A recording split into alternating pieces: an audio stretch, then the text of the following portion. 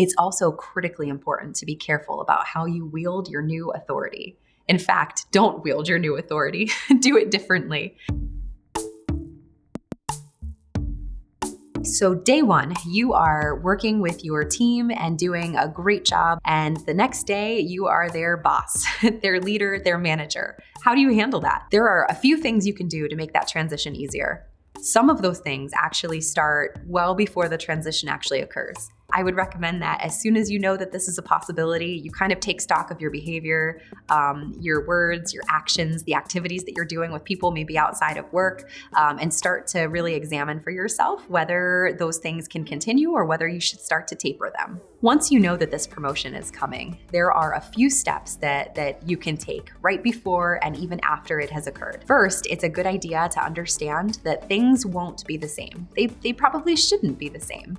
The way that you interact, the way that you have your daily banter, the way that you talk about decisions that the leadership team might be making, all of that will necessarily need to change when you transition from working side by side to being a leader of people. The next thing that you should do is to spend some time actually, deliberately planning out your approach to the transition.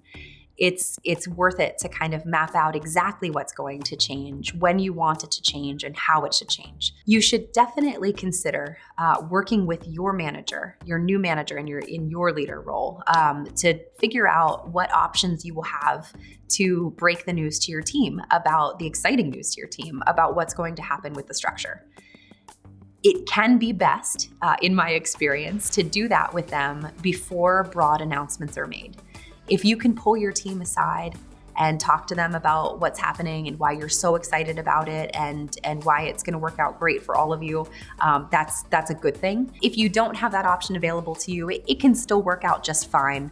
But I've experienced it both ways, and it is great to be able to share with your peers before the announcement is made that there is going to be that change, and you have a really great opportunity in that meeting to talk to them about everything. The best first action as a new leader is to make sure that you're remembering all of those things that you learned when you were doing the job, and try to make some of your first actions to put in place things that are going to help your team based on what you know because you worked with them. That's a really great way to start off a reporting relationship with the team, to be able to actually prove that you are going to be able to make things better for them. You're going to be able to understand them better than anybody because you've done the job, and that you're really there to support them. Keeping some transparent communication with them is important. You need to make sure that your team understands that you're going to share with them every bit of information that you can, and you need to be honest with them when conversations start to go in directions or questions are asked that you can't answer. But caginess and not being really honest about things or not being as transparent as you could be, that's a really quick way to kind of drive the reporting relationship into the ground, whether you used to be their peer or not. Understand that your team might not be as excited for you as you wish they would be. Chances are everybody will be fine, and time heals all things. And if you give them a couple of weeks, usually things will be fine. But when you get your promotion, you're hopefully going to be really excited. You should be. It's a really great opportunity, and you're entering the world of leadership, and it's wonderful. So think through a few different scenarios. The announcement happens and everybody's thrilled. The announcement happens and some people are thrilled and some people are a little concerned.